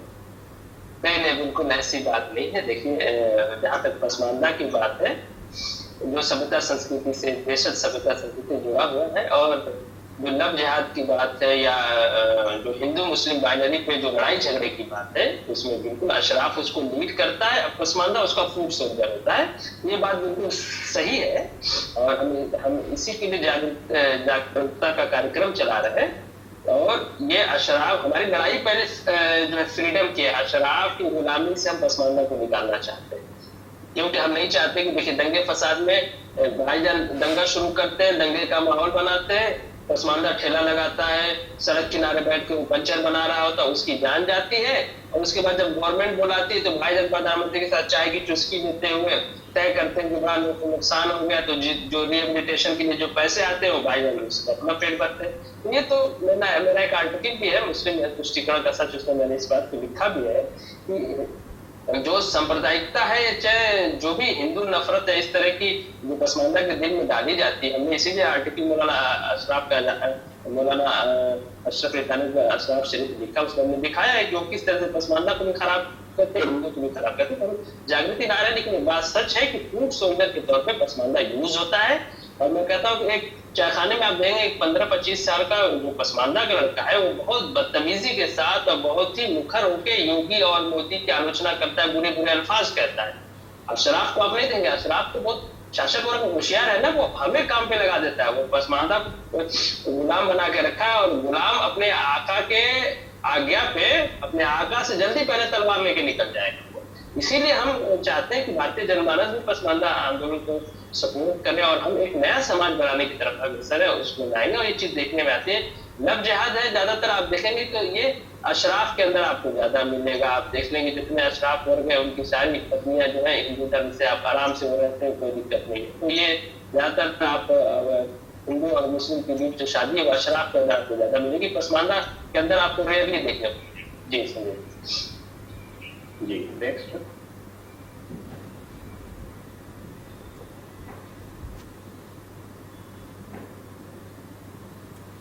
अगला प्रश्न। सभी को प्रणाम। फयाज जी, आज भी पसमानदा मुस्लिम भारतीय संस्कृति को अपनाते हैं, तो वो फिर मजहबी रूप से अरबी गुलाम क्यों बना रहना चाहते हैं? देखिए, वो गुलाम बना रहना नहीं चाहता है, गुलाम से बाहर आना चाहता है। और मैंने आपको बताया कि एक साइकोलॉजी होती है, अशराफवाद जो है, अब छोटे छोटे संगठन, आप जमात इस्लामी से लेकर तबलीगी जमात तक लेके इस्लाम के नाम पे संगठन बनाता है, जबकि वो उसका मकसद मुसलमान बनाना नहीं, उसका मतलब इस्लाम तो नहीं, वो अरबीकरण और ईरानीकरण या अशराफीकरण करना चाहता है। तो वो हमें उसी हिसाब में ढालता है, हमारे अंदर एक यूटोपिया पैदा करता है कि जो है साहब ये है कि साहब ताजमहल तुमने बनाया है और लाल किला तुमने बनाया है। वो पसमानदा को तकरीर करते हैं, मौलाना आजाद लाल किला के प्राचीर पे खड़े होकर, जो इस तरह की बातें आज भी हम लोग को मस्जिद के खुतबे में बताई जाती है कि देखो इस देश पे हुकूमत करने वाले पसमानदा ने कभी इस देश पे शासन नहीं किया है। तो वो हमें देखिए, गुलाम को नैतिकता सिखाई जाती है ताकि वो अच्छा गुलाम बने। अगर हम बात करते हैं तो हमारे ऊपर गाली पड़ने लगती है, तो वो कहते हैं सिर्फ हमें हिंदू धर्म वापसी की बात नहीं करता है। अशराफ का एक बड़ा तबका चाह रहा है कि जो पसमानदा एक्टिविस्ट है ये हिंदू धर्म कहते हैं कि जब तुमको हिंदू अच्छा लगता है, मुझको ये कहा गया पर्सनली कि आप जब मैंने सरजील उस्मानी को काउंटर किया था, जो उसने बड़ी गंदी बातें कही थी कि हिंदू समाज के बारे में कही थी, तो मैंने उसको काउंटर किया था। उसने हिंदू समाज की मैंने तारीफ की थी और ये मेरे पिताजी ने सिखाया था, मैंने इसकी चर्चा की। बल्कि वो क्लोज में जब तीनों चारों भाइयों को बैठा के भाई बहनों को पढ़ा रहे थे, उस वक्त उन्होंने ये बातें कई बार कही। उनको किसी का तुष्टिकरण नहीं करना था, मंच को तकलीफ नहीं कर रहे थे, वो हमें बता रहे थे कि देखो बेटा ये बात है। तो वो कहते हैं कि जब हिंदू सब तो हिंदू ही क्यों नहीं हो जाते हो। वो ये चाहता है कि एक दो गुलाम जो खड़बड़ खड़बड़ कर रहे हैं इनको निकाल के बाहर फेंको, बाकी के गुलाम हमारे आसानी से पड़े रहे, ताकि हमारी अव्यवस्था चली रहे। संख्या में 2.5-3 करोड़ है और ये सारे 90% मुसलमानों को कंट्रोल करता है। पसमानदा आंदोलन इसी पे स्ट्राइक कर रहा है, इसी को हम खत्म करना चाहते हैं। जी ये मैं इनकी नेक्स्ट पुनीत साहब, जी मैं इनकी बात में ये जोड़ना चाहूंगा, आप म्यूटेड है कि हाँ, मैं इनकी फयाज साहब की बात में ये जोड़ना चाहूँगा कि ये जो नीति है, रणनीति या स्ट्रैटेजी है, ये अशराफ के द्वारा भारत ही नहीं, भारत के बाहर पाकिस्तान के बाहर जहाँ जहाँ इस्लाम अपने आप को ये मान रहा है कि अब हम और सबको क्या कहते हैं बचा लेंगे और पूरी की पूरी दुनिया को हम इस्लामिक कर देंगे, उन सब हर जगह यही है। तो इसी तरह से अगर अमेरिकन ब्लैक है तो अमेरिकन ब्लैक को अगर मुसलमान बनाएंगे तो फिर उसका टोटल अरबीकरण करेंगे। उससे कहेंगे कि अगर कुरान भी पढ़ना है तो उसको अरबी लहजे में पढ़ो, उसके अंदर अरबी पुट आना चाहिए। ये चीज़ आप वहाँ की मस्जिदों के अंदर देखेंगे कि किस तरह से ब्लैक्स जो हैं वो बेचारे बड़ी मुसीबत से पहले तो ब्लैक एक्सेंट को कंट्रोल में लाते हैं, फिर उसमें अरबी एक्सेंट डालते हैं, और फिर जब वो कुरान को कोट करते हैं तो मेरे ख्याल से तो अल्लाह मियाँ को ही समझ में आता हो। तो ये फिनोमिना हर जगह है और ये एक स्ट्रेटजी है, ये कॉन्क्वेस्ट की स्ट्रेटजी है। बिल्कुल सही कह रहे हैं आप, पूरा वर्ल्ड वाइड है ये, बिल्कुल सही कह रहे हैं। जी हाँ, बिल्कुल। ये अशराफ चरित्र है। आखिरकार आपका जो मुस्लिम ब्रदरहुड है उसके संस्थापक भी हमारे यहाँ के अशराफ ही है ना, अब्दुल अला मौदूदी। बिल्कुल। आप हसन बन्ना से लेके सब सैयद है, जो इख्वानुल मुस्लिमीन जो मिस्र में था, जिसको मुस्लिम ब्रदरहुड जिसे ओसामा बिन लादेन निकलते हैं, सब एक तरफ से सैयद है। और लोग कहते हैं कि नहीं साहब ये सैयद फलाना ने कहा ये इंडिया हिंदू से देख के हमारे अंदर कास्टिज्म आ गया, वरना हमारे अंदर कास्टिज्म नहीं। तो सारे सैयद वहां पर तो आईसिस का आपने नाम जो जितने आतंकवादी संगठन है गल्फ में, सबके सरबराह जो है सैयद होते हैं। ऐसा क्यों है भाई? तो बिल्कुल प्रोफेसर भरत गुप्ता जी बिल्कुल सही कह रहे हैं, ये वैश्विक प्रॉब्लम है और उससे हम भी ग्रसित हैं, भारतीय भी हमारे ग्रसित। अगला प्रश्न पुनीत साहब, जो मुसलमान जो हिंदुओं को फल और सब्जी जूठा करके बुलाते हैं वो तो पसमानदा अशराफ नहीं, उनको रोकने के लिए आप क्या कर रहे हैं? ऐसे हिंदुओं का साथ पाएंगे।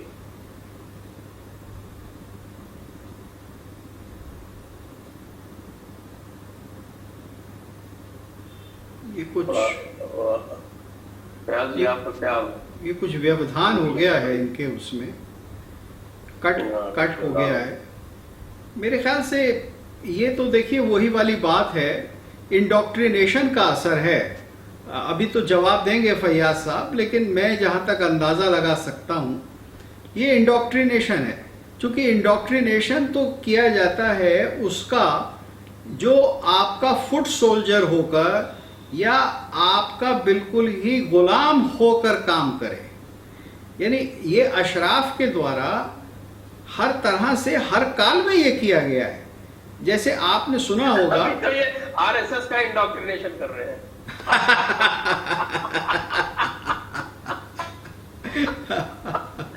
जो आरएसएस का इंडोक्ट्रिनेशन कर सकता है वो पसमानदा का कैसे नहीं कर लेगा। जी जी, देखिए इससे आप मैं बताता हूँ, मैं जब काम हम लोग करते पसमानदा जो संगठन की मीटिंग करते, मैं कहता हूँ आप दुनिया के सबसे मजबूत गिरोह से लड़ रहे हैं। अशराफ पूरे दुनिया का सबसे मजबूत गिरोह है।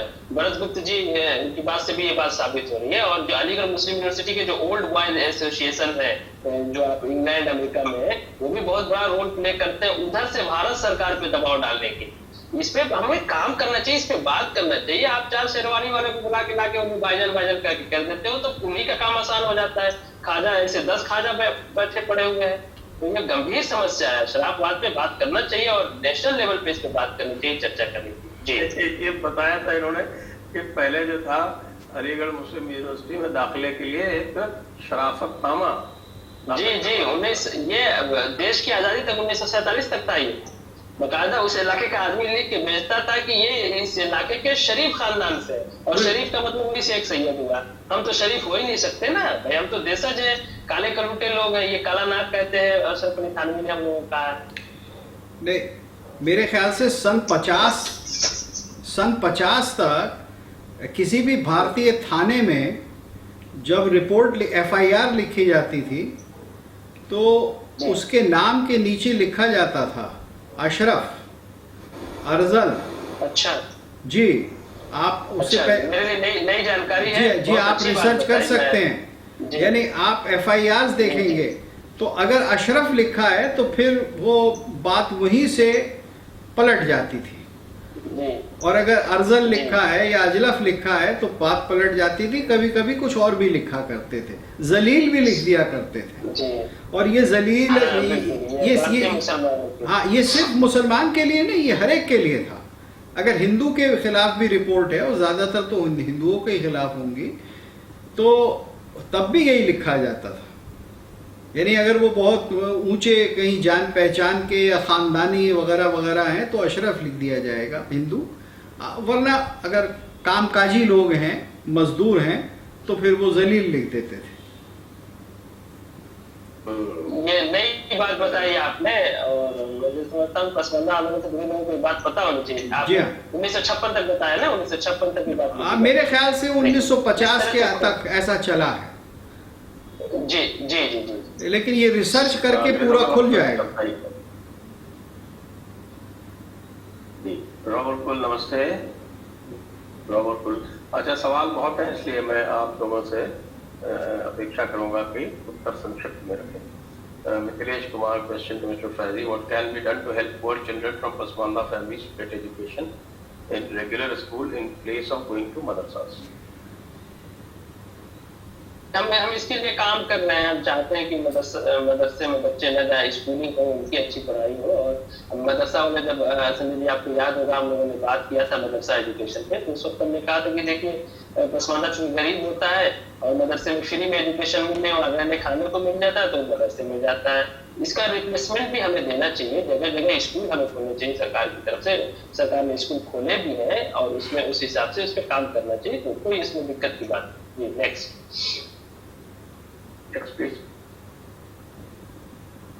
पावरफुल, नमस्ते।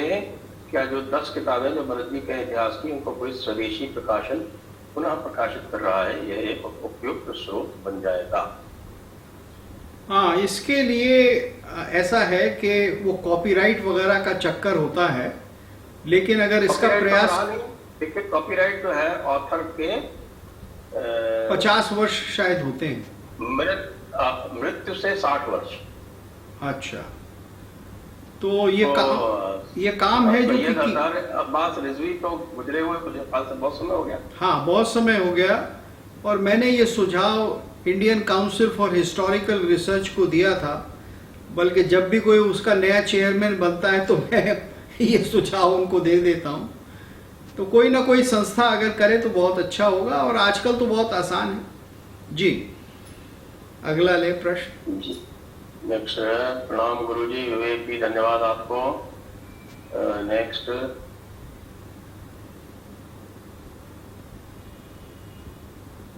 प्लीज। कलयुग केवल राम आधारा पसमानदा, ये बात होगी एक ना एक से। आप अभी आपको उत्तर दे दिया पूरा, ये क्यों बार बार वही प्रश्न पूछ रहे हैं? तो बता चुके हैं कि उनको तो वो चाहते हैं कि वो हिंदू बन जाए, और वो अंदर रह के लड़ाई लड़ रहे हैं, सबको साथ में लेके आना चाहते हैं, निकालना चाहते हैं गुलामी से।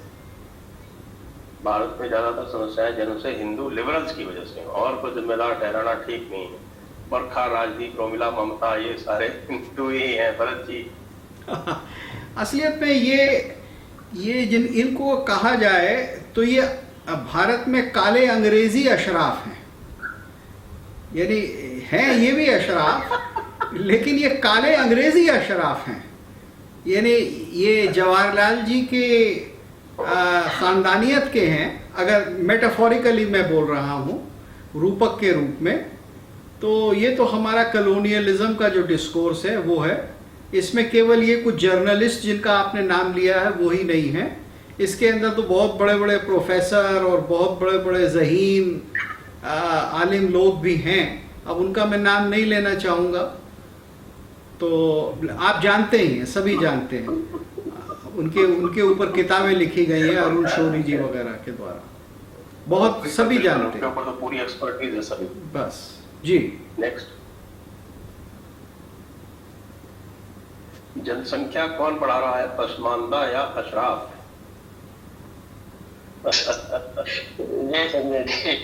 आप ही जवाब दें इसका।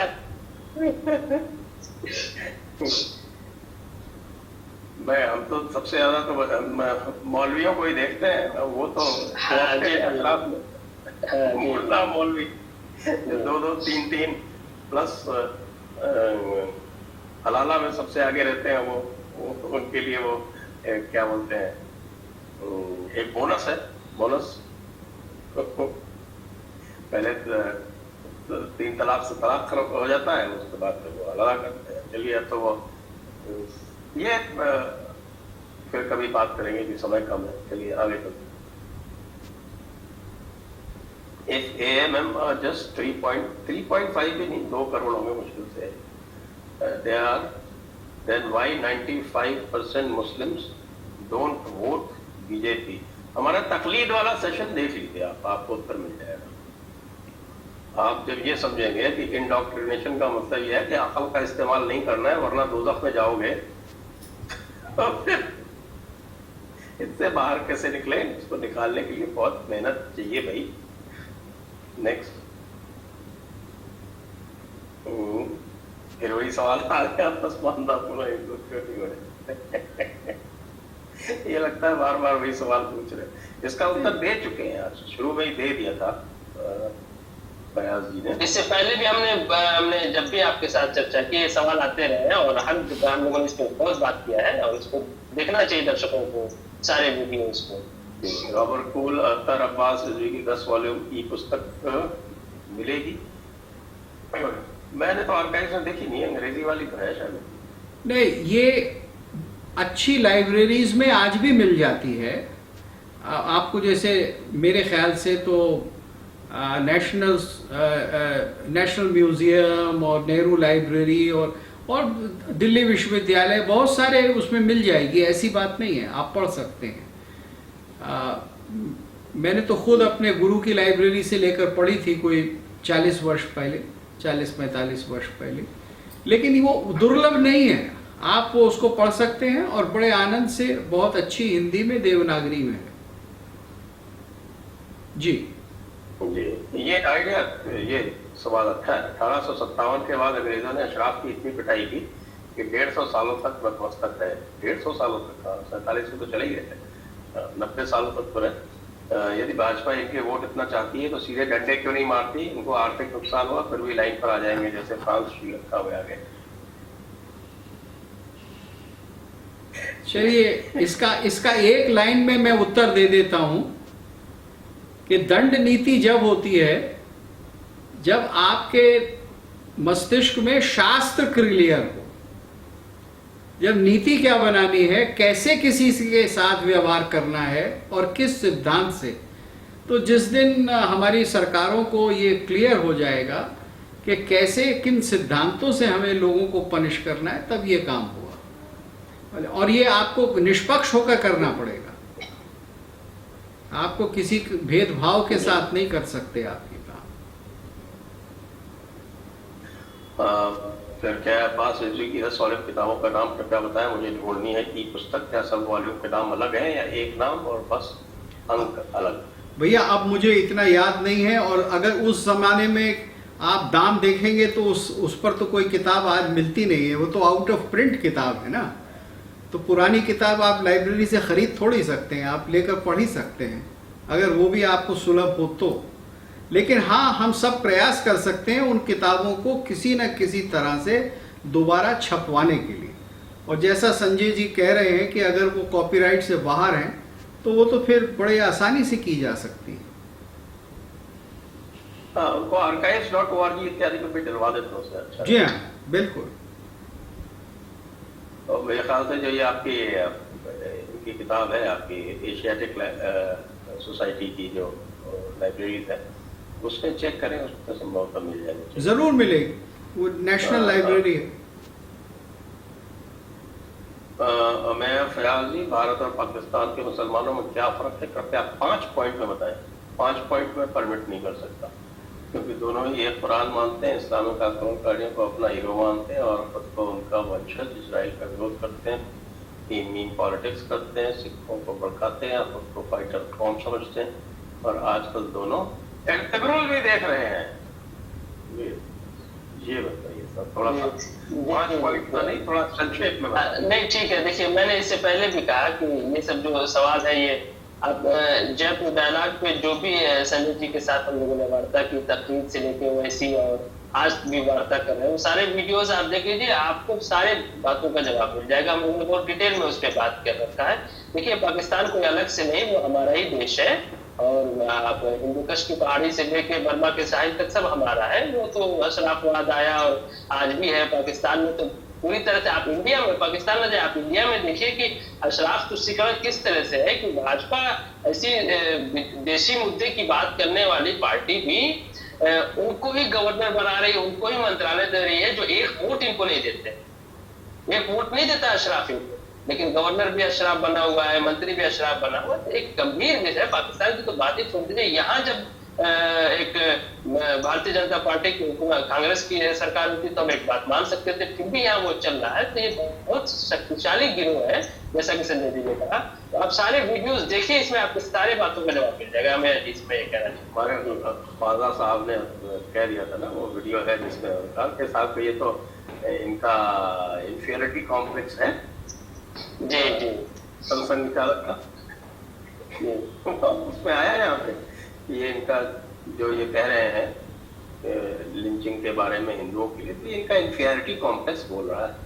ये हमारे, आपने सुना कि?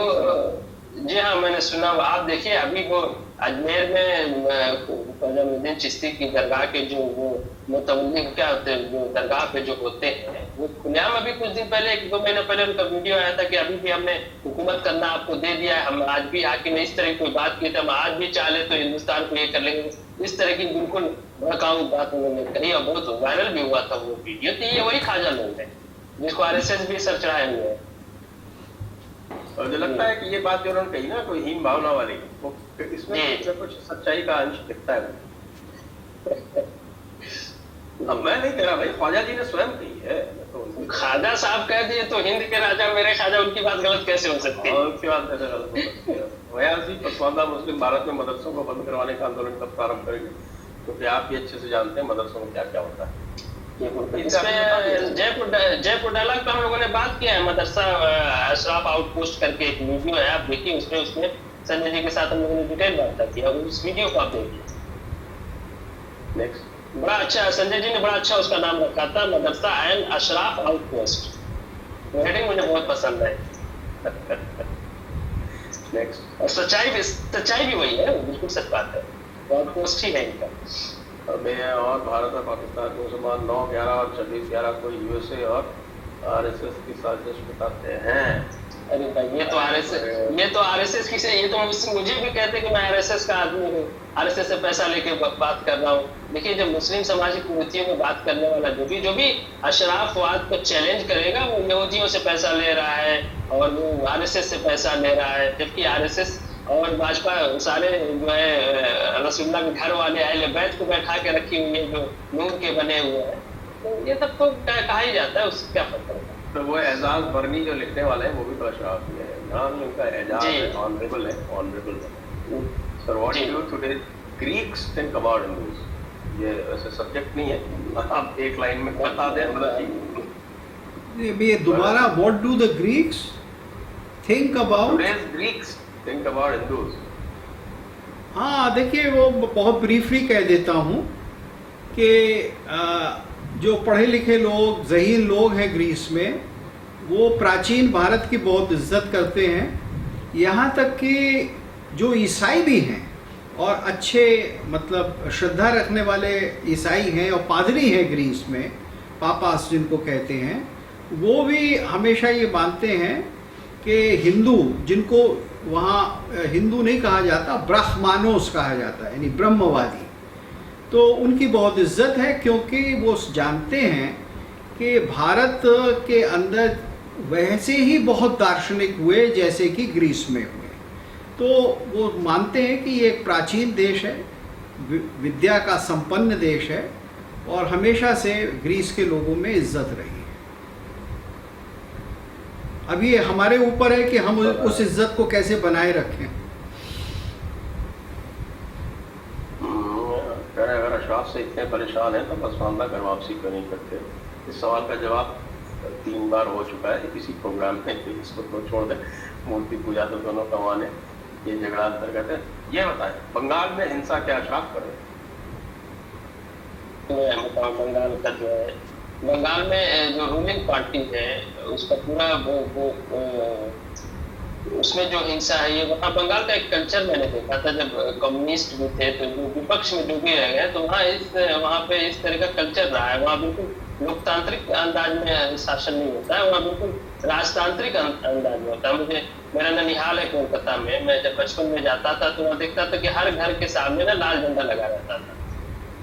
अब मैं देखता हूँ, अब मैं 1.5 साल में वहाँ जाके नौकरी की किया तो मैंने देखा था हर घर के सामने तृणमूल कांग्रेस का झंडा लगा रहता है। तो वहाँ जो है डरते हैं लोग प्रशासन से, और मुझे लगता है कि रूलिंग पार्टी इस तरह का भय का माहौल भी वहाँ बनाती है। इसलिए वहाँ पे, जबकि आप यूपी में देखेंगे भाजपा को वोट देने वाला भी, समाजवादी पार्टी को वोट देने अपने घर पे झंडा आमतौर से नहीं लगाता, इलेक्शन के माहौल में सब झंडा लगाते हैं। लेकिन वहाँ आप बंगाल में आमतौर से देखेंगे रूलिंग पार्टी का झंडा हर घर के सामने लगा होता है, और बकायदा झंडा लगाने के लिए ना वो पॉड भी बना के रखे रहते हैं सीमेंटेड।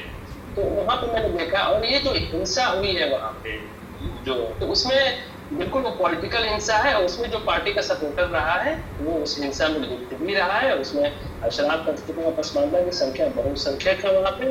बंगाली मुसलमान मैक्सिमम पसमानदा होते हैं, इसीलिए उन्होंने ममता बनर्जी में ज्यादा विश्वास किया बनस्पत भाजपा के। और वो एनआरसी वगैरह का जो मुद्दा चल रहा था तो उन्होंने ममता बनर्जी, इसलिए वैसी को उन्होंने नकार दिया, पूरा शरीर को खून कर दिया उन लोगों ने। तो हिंसा में तो सब इन्वॉल्व है उसमें, उसकी चीज़। और रही बात की, अगर कहीं आप दंगे की बात देखिए जहाँ अशराफ लीड करता है तो फूड सोल्जर तो पसमानदा ही होता है, ये तो बिल्कुल क्लियर है, इसमें कोई झूठ बोलने वाली बात नहीं। नेक्स्ट।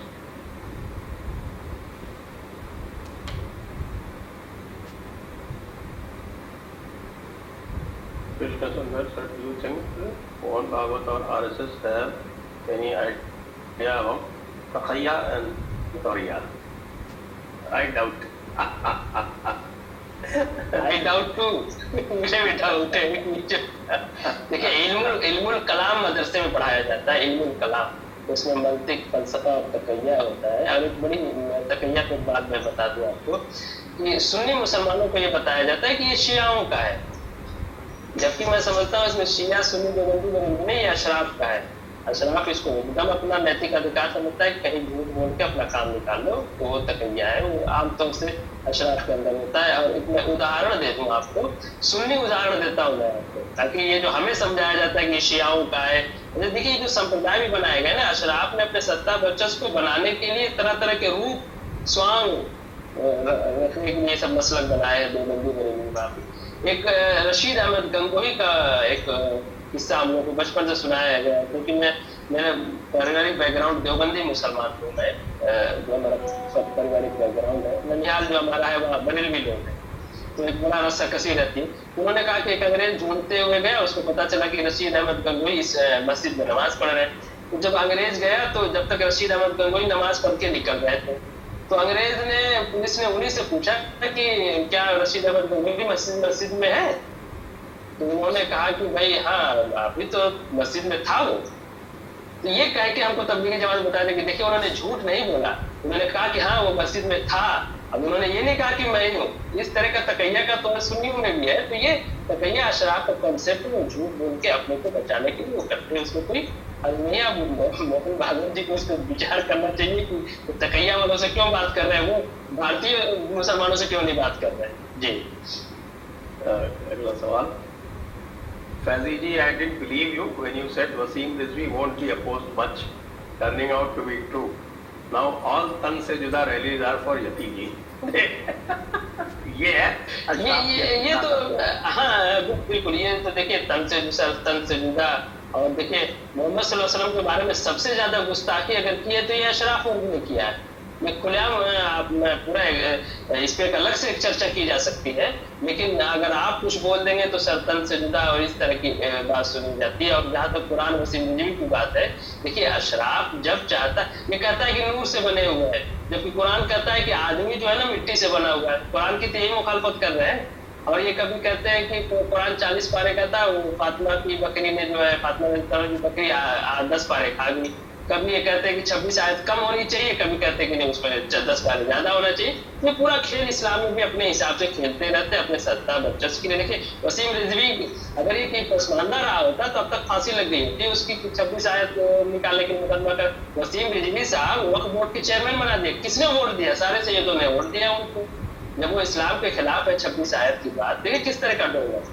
आप एक तरफ कहते हैं कि नहीं साहब जो है अपने उनको चुन भी लेते हैं, आप हम खाली नाक उनकी तरफ मुंह करके खड़े हो जाए तो हम संगी घोषित हो जाते हैं। तो ये इस तरह का ढोंग है। देखिए ना वो, उनको इससे कोई मतलब नहीं है, उनको सिर्फ अपने सत्ता वर्चस्व से मतलब है। अशराफ अपने सत्ता वर्चस्व के लिए हर चीज का खेल खेलता है, वो इस्लाम का भी यूज करता है, वो सबका यूज करता है। उसके लिए हर चीज जो है पता है, वो अपने को शासक समझता है। जब वो अपने को बड़ा समझता है, हमको नीच समझता है, तो हमारी उसकी दोस्ती हो ही नहीं सकती। जी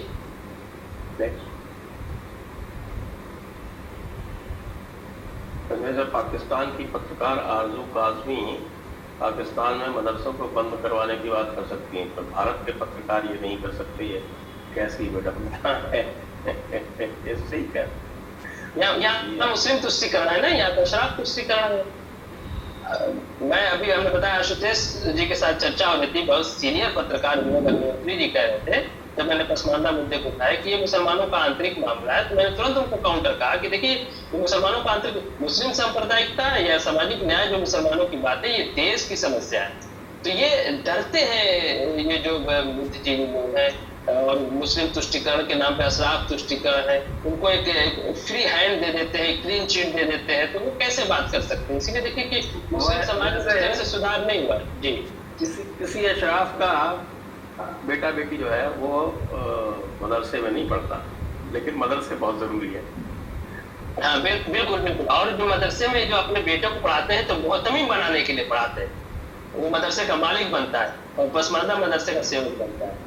जी आदरणीय महाराज जी, अमीर खुसरो कहीं ज्यादा अशराफ पेश करते हैं। उनके द्वारा रचित पहली पंडित प्यासा क्यों गधा उदासा क्यों उत्तर लोटा न था, इसमें ब्राह्मण समाज के प्रति उनका पूर्वाग्रह, उनका तिरस्कार स्पष्ट दिखता है। इस विषय में आपका मंतव्य है?